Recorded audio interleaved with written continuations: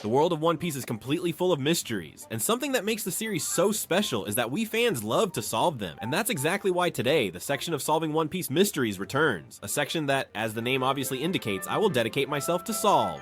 One Piece Mysteries. And in today's video, I'm bringing you 5 mysteries that might be the most mind-blowing ones I've brought since I started this series, and I'm going to solve them using the logic and arguments given in the manga. Let's start with the first mystery, and let's talk about the hieroglyphs of the Alabasta Palace.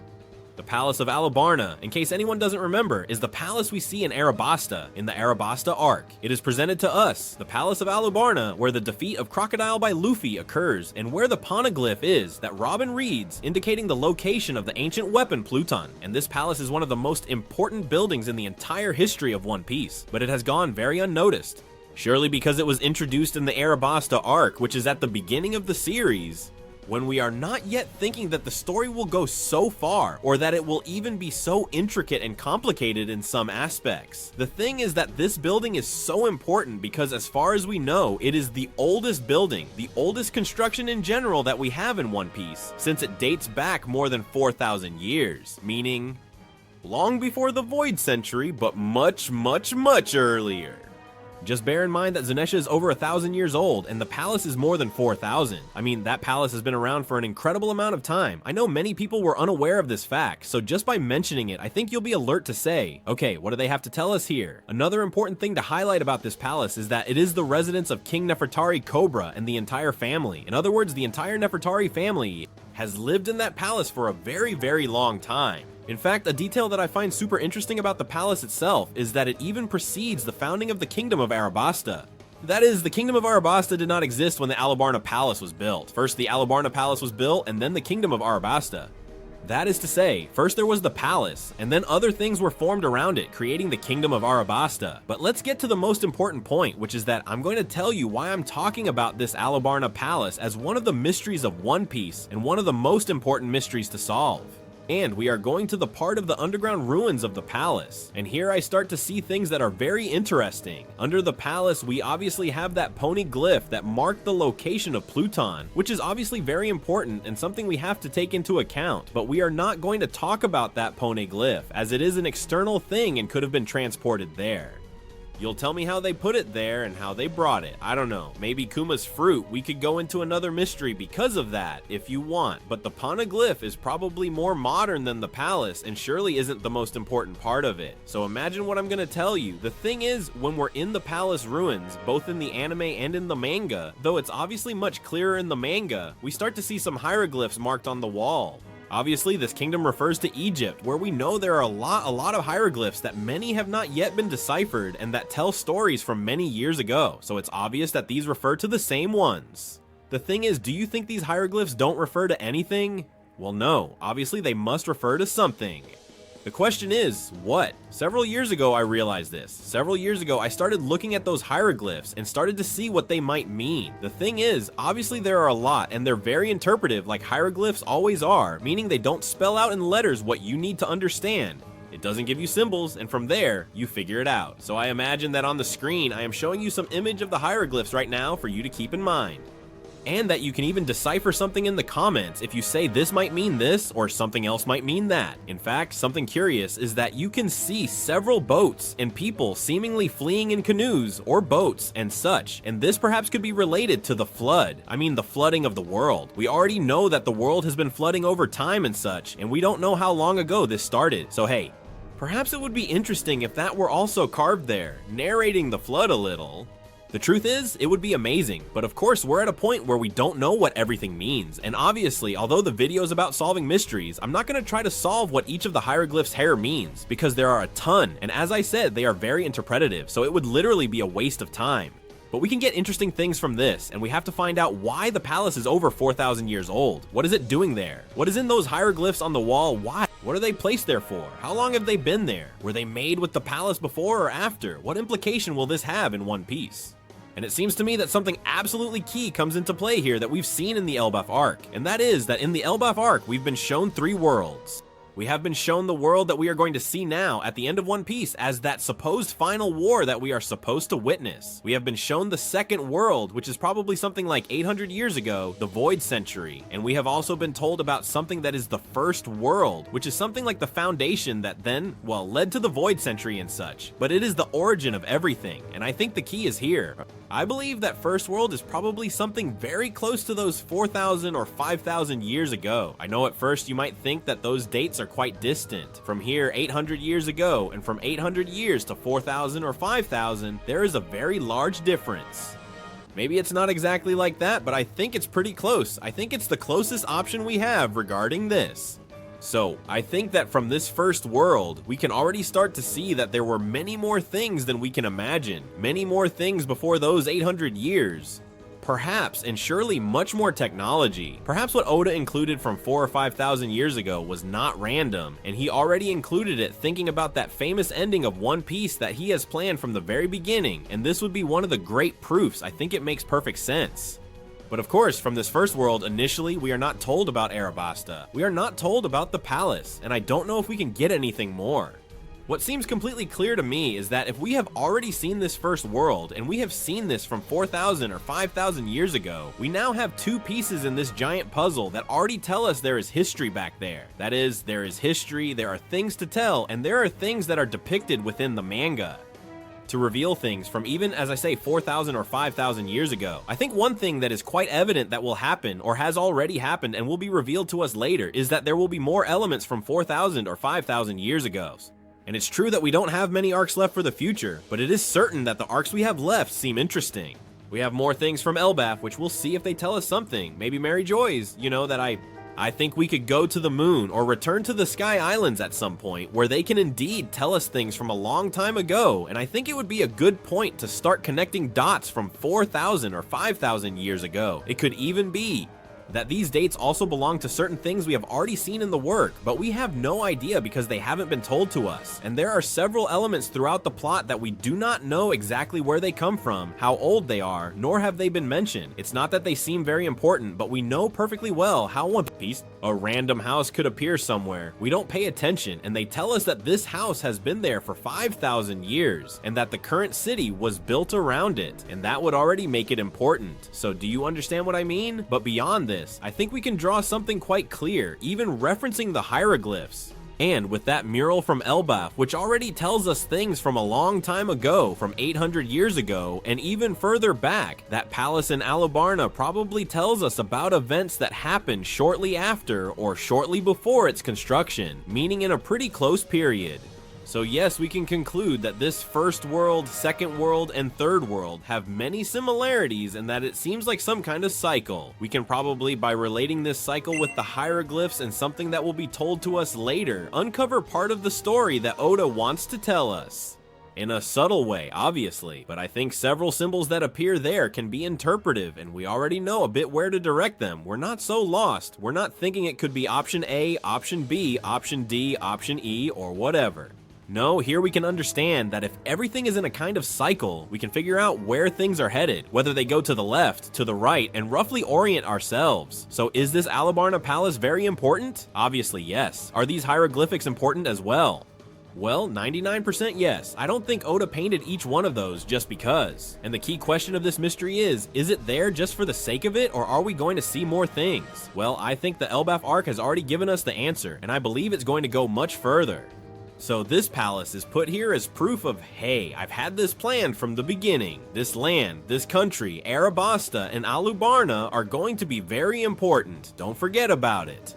I give you a hint. I throw 20 arcs ahead, and when you think I'm not going to touch that topic, suddenly I do it in a way that blows your mind. So if you're watching this, well, you won't be as surprised. I just ruined the ending of One Piece for you probably. But anyway, you already know that this palace is important and that there are many things to tell from 4,000 years ago. So the question is, what makes them special? Here, from this point, we have to gather all the relevant information we have about the buccaneer. And the first thing is, we know Kuma, who is a buccaneer, and we know almost 90% of his story. Then from here, we can gather all the information about Kuma to try to find any trait of Kuma that seems a bit strange or doesn't belong, let's say, to reality.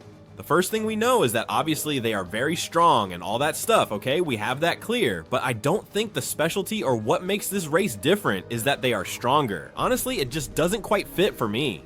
Despite the fact that yes, obviously strength is something important, but to call it a special race and not say it's stronger, it seems to me it has to be something a bit more complicated. We also have to consider that the world government seemingly hates or despises them or keeps them as slaves because they wanted to kill them or something like that. I mean, they were treated differently just because they were from that race, as if it were something a bit more complicated. I mean, if they were strong, okay, but it seems like they have some extra ability, so what can we take from this? And after thinking about it a lot, I believe the only thing we've seen different in Kuma, besides being a man as big as a bell of goodness, is that he was able to resist the lobotomization of robotization that Vegapunk did to him.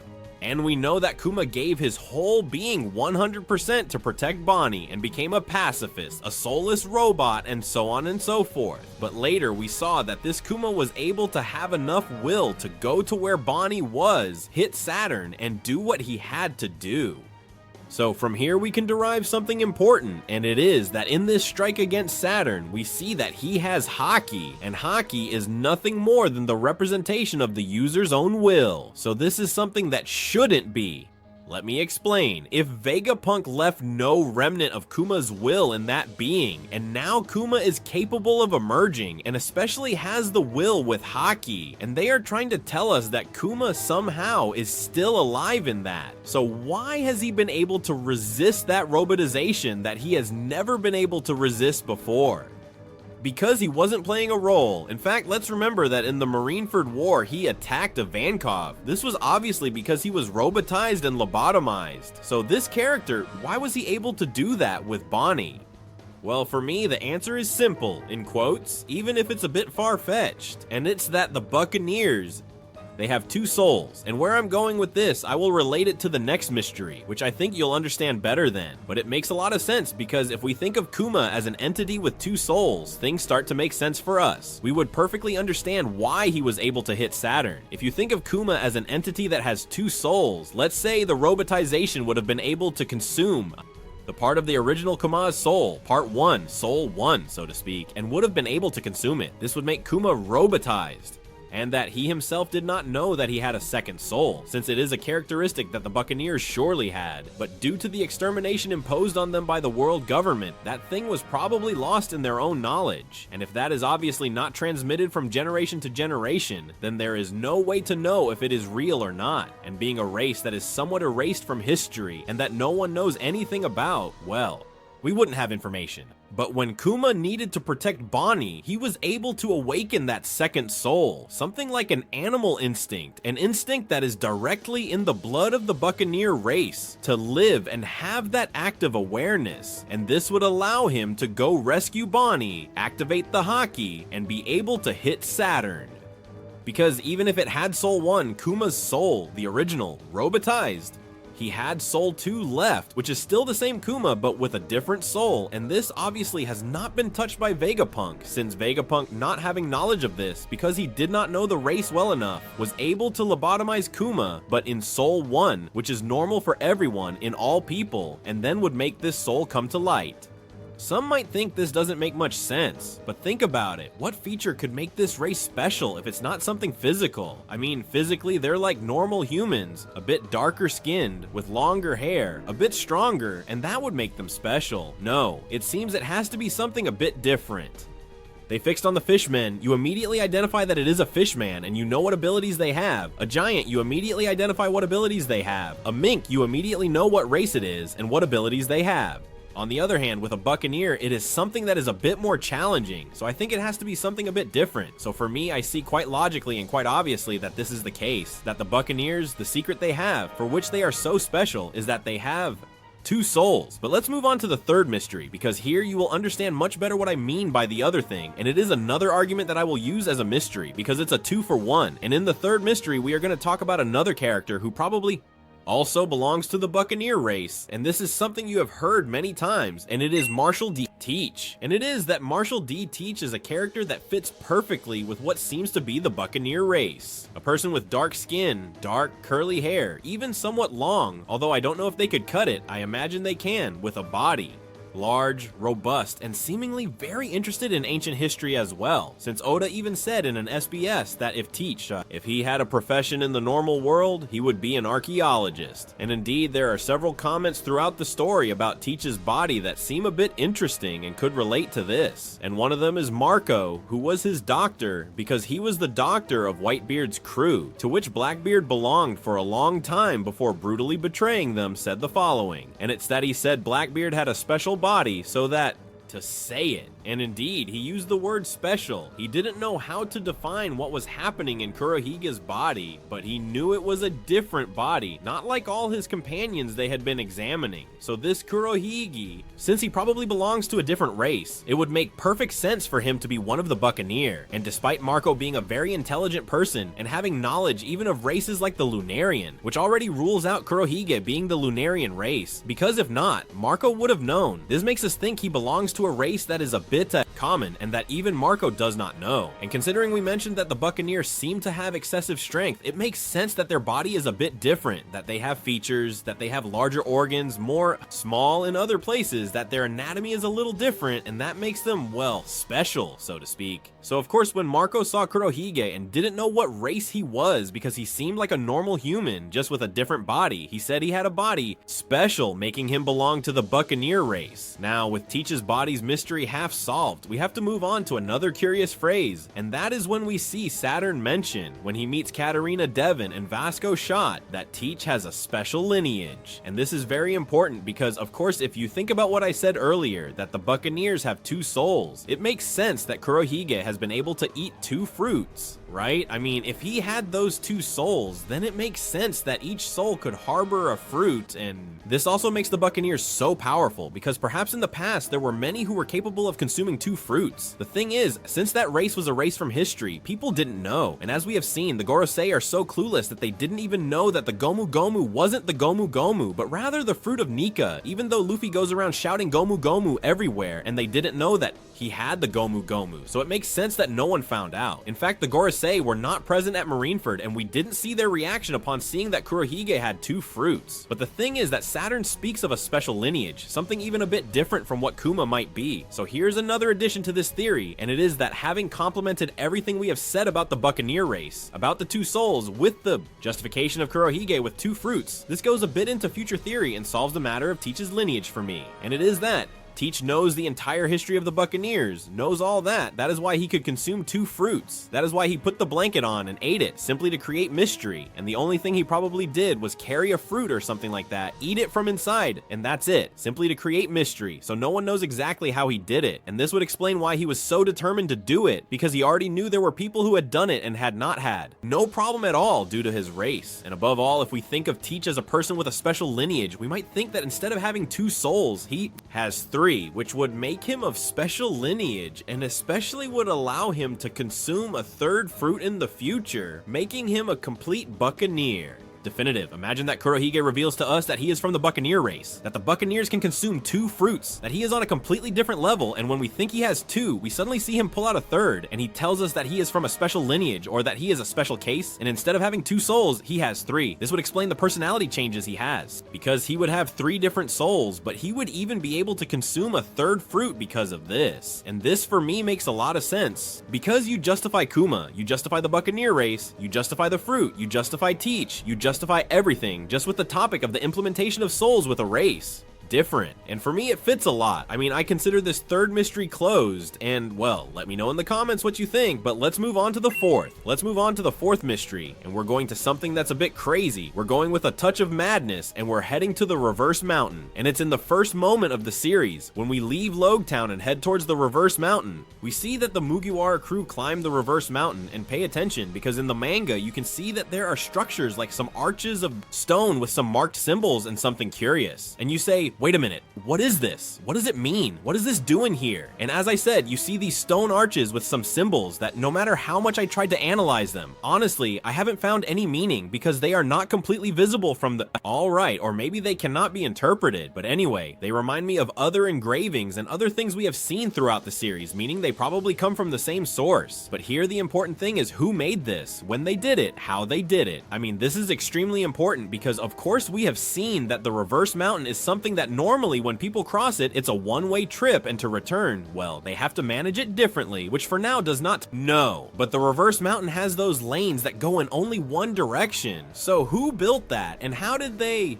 built it? And this makes one think, is the reverse mountain artificial? Well, the most important thing is to find out where these constructions come from. These constructions are obviously not made naturally. The reverse mountain yes, that I don't know, because the world of One Piece is very crazy. Although the reverse mountain is also very strange. Very strange, very strange. But these stone arches are clearly made artificially, made by someone. And as I say, if throughout the work of One Piece we have seen different carvings in other places, then who is to say that this wasn't done by the same group of people? That there isn't a group of people, which will be revealed to us later, who dedicated themselves to placing these engravings in different places. So I think the key would be to find out why this is the way it is. And seeing all the ancient technology that seems to exist in One Piece and everything, it already makes us wonder if the reverse mountain could be created by someone, the ancient kingdom or something like that. And not only think that maybe the reverse mountain is indeed made naturally, but that these arches are placed there to mark something, to signify something, and it is there because there used to be people who took care of that. Nowadays we have Crocus, who is watching over the lighthouse at Twin Capes and is responsible for monitoring who comes in and who goes out and such. But who's to say that many years ago there weren't other people in charge of this and they were the ones who built them? And this makes a lot of sense. If we think of the world of One Piece as something somewhat orderly, not so wild with the era of piracy and everything more or less controlled, it could be that there were some kind of guards, something like when we got to Skypiea, where there was a woman who told us sort of how much we had to pay. It makes a lot of sense that you would stop to look at them and such, because really you can't. So to me it seems more decorative and simply for something important. I mean, I think that place, the exit of the reverse mountain or the reverse mountain itself, was something important for the people, which as I say makes me think that this is artificially constructed simply because it was something people naturally, recurrently used to enter there and to sail. Perhaps, as I say, everything was a bit more controlled in this sense, but people were also freer to travel, or there was more peace, because right now many people don't want to go to the Grand Line due to the fear it causes them, due to how things are portrayed from the outside, and there are many very powerful people, many criminals, and many pirates. But of course, if this used to be a free world, but everyone behaved well, and there was security, and everyone was free to go wherever,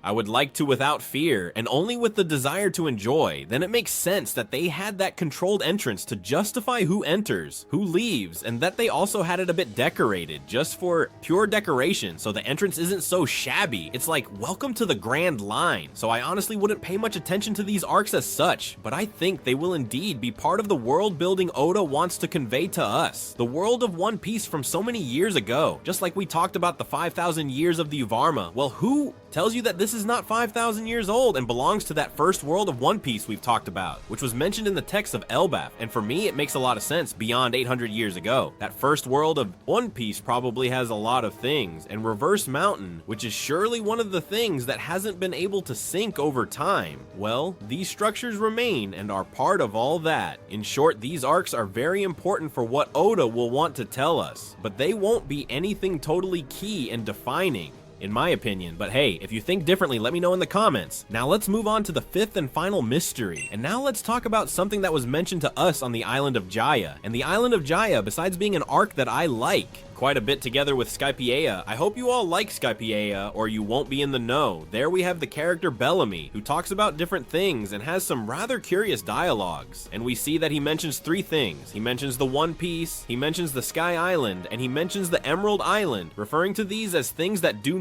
that are lies, that are not real and are just child's play, like made up stories. And obviously we already know that the One Piece exists. We already know that the Sky Island exists, which would lead us to think that the Emerald Island indeed, that it exists. So what about this? Are we going to see the Emerald Island or are we not going to see it, but rather what happens with all this? Explanation. Well, to me it seems quite obvious, quite clear that the Emerald Island exists. Now, are we going to see it? Well, maybe not, because let's see. We don't have many arcs left in One Piece, let's be realistic. What arcs do we approximately have left in One Piece? Piece, the Elbaf Arc, according to me, Moon and or Sky Islands, Hachinosu, an arc of the Revolutionaries. If Oda wants to include it, Mary Joy's, Lodestar, and Laugh Tale. From here, we can rule out many points that have nothing to do with the Emerald Island. Elbaf doesn't seem likely. Mary Joy's doesn't seem likely. Hachinosu doesn't seem likely. Laugh Tale is neither, so what would we have left? Lodestar, something about the moon or the Sky Islands, which is already very far-fetched, but well, we only have Lodestar left. Lodestar, could it be that Lodestar is the Emerald Island? Yes, but I think that would be more popular, right? I mean, it's just a normal island at first. We don't have much information about the island. Well, none, other than it's the last island of the Grand Line. But if it were an Emerald Island, it would be very important and stuff, and I don't know what else. I mean, there would have been more talk about that island. That's the feeling I get. So I get the impression that we won't see that island, but it exists and they will show it to us. When I say we won't see it, I mean we won't go there because I think it probably can't be anymore. And one of the possibilities is that it is the island of God Valley. It's true, as we've seen God Valley in the manga, and it doesn't seem to have anything to do with the Emerald. But of course, the thing about the Emerald Island I think is something interpretative. I mean, you know, when they talk about Emerald Island, I don't think it's an island entirely made of emeralds, though it could be. Who knows?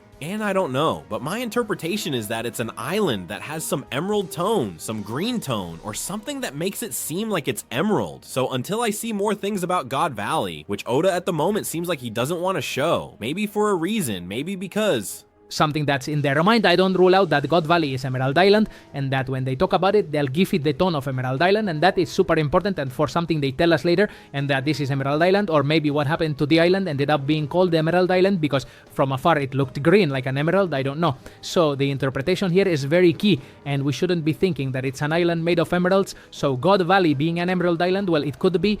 It could be. That God Valley is the Emerald Island is something to consider. Now, the interpretation I have of this island is a very simple option.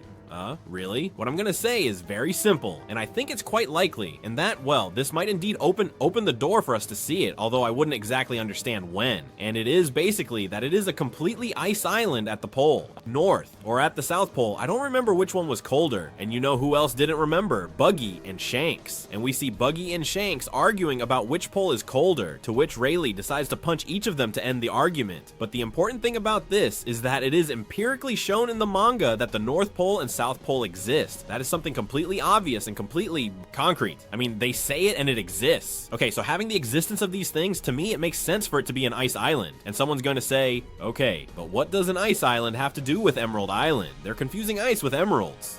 No, but it would make sense for it to happen if a curious phenomenon occurs. And it's that we know that in very cold places, auroras can occur, which can make the ice turn green. So if we have an ice island in One Piece affected by a very large aurora, because we know that crazy things can happen in One Piece, then a massive aurora, which we haven't seen in One Piece, and it would be beautiful to see it, reflecting directly on the ice and making a green island. If we come from afar, it may seem that this island is the Emerald Island, which would be incredible. Now, the problem I see with this, the theory seems to me spectacular. I think it makes all the sense in the world and is very logical. It's about when we are going to go or how we are going to go. I mean, why would we go to that island and why and when and where? I mean, it's very strange. I mean, there are many questions. How do you fit that island into One Piece now?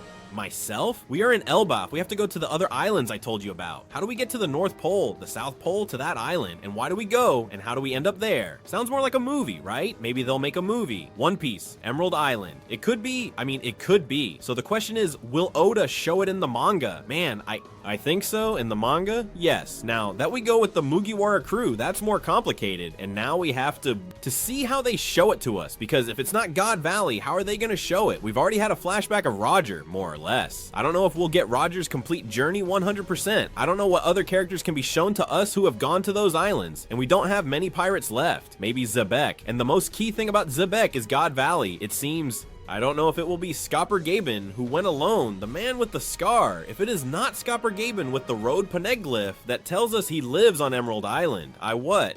You know, maybe we have to go to Emerald Island because there's a man there with a ship that has the road Poneglyph. It might be a way to extend the story a bit by going there, but right now, I don't know exactly where it is. So this is kind of the idea I have about Emerald Island, that I think we will see it in the manga, but I don't know exactly How? So here in the comments, I want you to tell me how you would logically place in the manga the thing about the Emerald Island. Like, how would you say, hey, well, for me, if they do this, this, and this, it makes sense, it's logical and correct. I don't know, leave it in the comments because the final part leaves me a bit lost. And that would be today's section of Solving Mysteries with 5 totally crazy mysteries solving One Piece mysteries for all of you. By the way, I would really appreciate it if you leave in the comments some One Piece mystery that you want me to solve by going to more specific things like the example in this video. And don't ask what the hat of Mary Joy's is. Get to the point with silly details you've seen in a conversation, something strange, and any curious thing you want me to solve. So let me say that if you obviously like the video, leave a big like and subscribe to the channel to see more videos. And obviously,